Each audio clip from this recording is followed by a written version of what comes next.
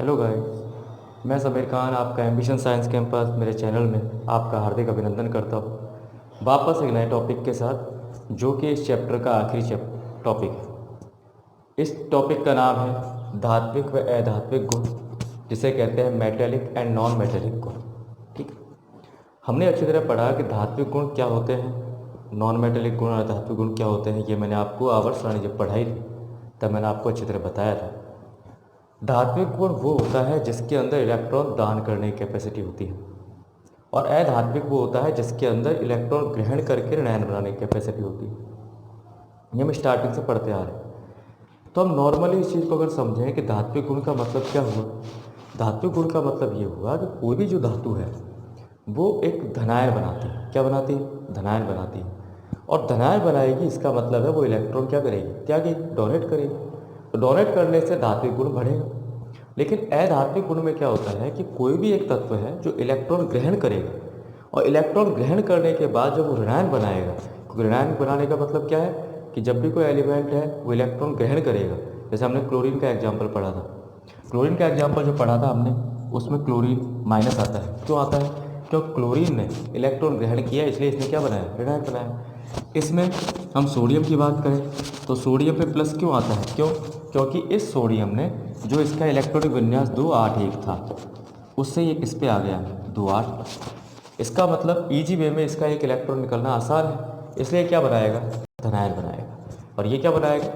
Chlorine ion बनाएगा। Okay guys, तो यहाँ पे समझने वाली बात कि किसी तत्व द्वारा इलेक्ट्रॉन त्याग कर धनायन बनाना ही क्या कहलाता है? धात्विक गुण। क्या कहलाता है? धात्विक गुण। और किसी तत्व द्वारा इलेक्ट्रॉन ग्रहण करके ऋणायन बनाना क्या कहलाता है? अधात्विक गुण कहलाता है। ये गाइस आपको समझ में आ गया होगा, और हम स्टार्टिंग से पढ़ भी रहे हैं इसको। ठीक है, अब बात आती है कि धात्विक गुण किस वर्ग का ज़्यादा हो सकता है और अधात्विक गुण किसका ज़्यादा हो सकता है। तो समझने वाली बात कि धात्विक गुण जो है वो सबसे ज़्यादा किस वर्ग का होगा। अगर हमसे कोई नॉर्मल बिना पढ़े पूछे तो हम नॉर्मल बोलेंगे। जो पहला वर्ग है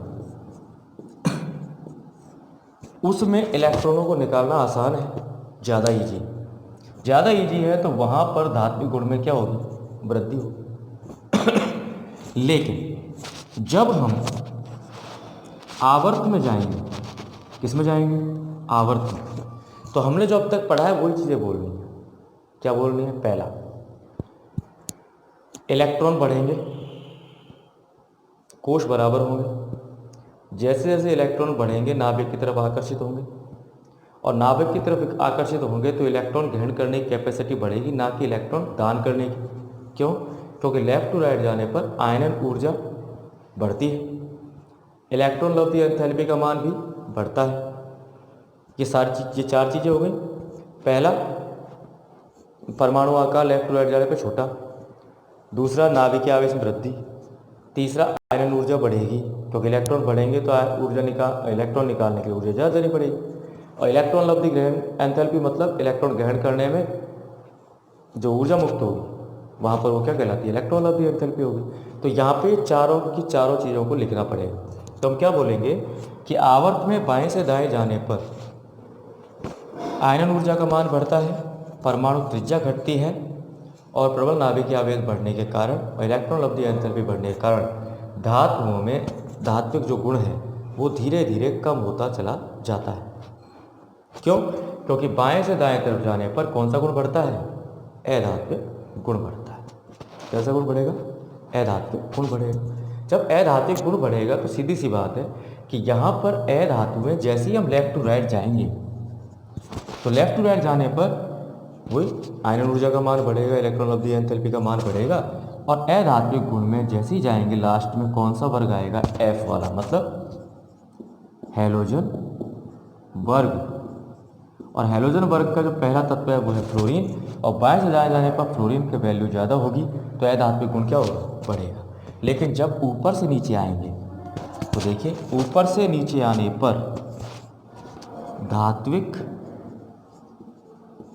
गुण बढ़ता है क्योंकि इलेक्ट्रॉन निकालना आसान हो जाता है, लेकिन आवर्त में घटता है।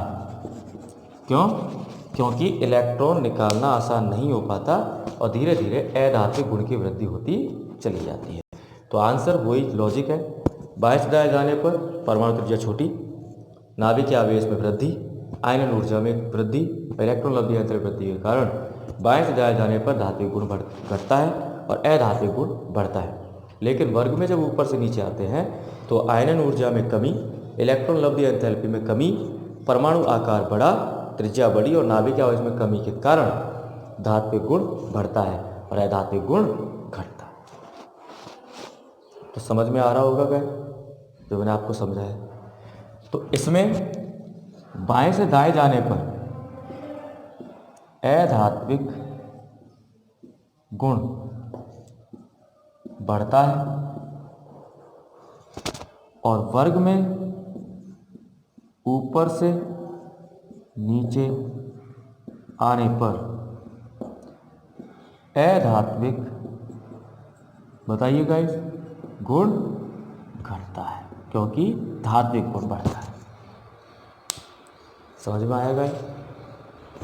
तो आज हमारे इन दोनों टॉपिक के साथ में ये चैप्टर पूरा ख़त्म हो जाता है और अब हम क्या करेंगे, इस चैप्टर के आधार पर कुछ क्वेश्चंस करेंगे जो कि इस पाठ का सारांश होगा और कॉम्पिटिटिव एग्जाम में और 10th क्लास के एग्जाम में इनसे रिलेटेड काफ़ी क्वेश्चंस आते हैं, तो उन क्वेश्चंस को हमें देखना है। ओके गाइस, तो हम वो क्वेश्चंस करते हैं। हाँ गाइस, अब हमारे कुछ इंपॉर्टेंट क्वेश्चंस हैं, उन इंपॉर्टेंट क्वेश्चंस को हम थोड़ा देख लेते हैं। ओके, क्योंकि हमारा चैप्टर क्लोज हो गया है, अब एक नए चैप्टर स्टार्ट करेंगे 1-2 दिन में। तो पहले हम कुछ इंपॉर्टेंट क्वेश्चंस देख लेते हैं, उन क्वेश्चंस को सॉल्व करते हैं जिससे कि हमने जो पढ़ा है उसको एक आधार मिल जाए। ओके, तो हमारा बेस कंप्लीट होना चाहिए। हमारा सबसे पहला क्वेश्चन, वर्ग में परमाणु त्रिज्या, वर्ग में परमाणु त्रिज्या। आपके दिमाग में आ रहा होगा कि वर्ग में जब ऊपर से नीचे जाते हैं तो कोश बढ़ते हैं, कोश बढ़ते हैं तो नाभिक से बाह्यतम कोश की दूरी बढ़ेगी, बढ़ेगी तो त्रिज्या बढ़ेगी, त्रिज्या क्या होगी, बढ़ेगी। ठीक है गाइस। सेकंड क्वेश्चन है, परिवर्ती संयोजकता किस ब्लॉक में। मैंने आपको बताया था संयोजकता वाले चैप्टर में कि परिवर्ती संयोजकता वो होती है जिनकी संयोजकता परिवर्तित होती रहती हो, चेंज होती रहती हो, कभी किसी तत्व के साथ +2, कभी किसी के साथ +1, कभी किसी के साथ क्या। तो परिवर्तित संयोजकता दर्शाने वाला कौन से ब्लॉक का तत्व है ये बताइए। एस ब्लॉक में ऐसा होता नहीं है क्योंकि निकालना सिखाया। पी ब्लॉक में भी आपको इलेक्ट्रॉन कॉन्फ़िगरेशन के माध्यम से संयोजकता निकालना सिखाया, लेकिन डी में आपने यूज नहीं किया। क्यों?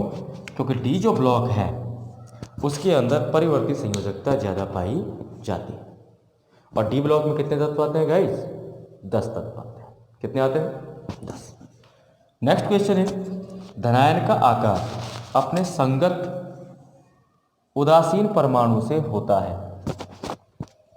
कोई भी धनायन ले लो, जैसे सोडियम प्लस लिया, इसका संगत परमाणु क्या हुआ? सोडियम। मैं आपसे पूछूं कि इनमें से किसका आकार बड़ा है और किसका छोटा है, तो हम कहेंगे कि धनावेश में जो इलेक्ट्रॉन विन्यास है वो है 2-8 और सोडियम में है 2-8-1।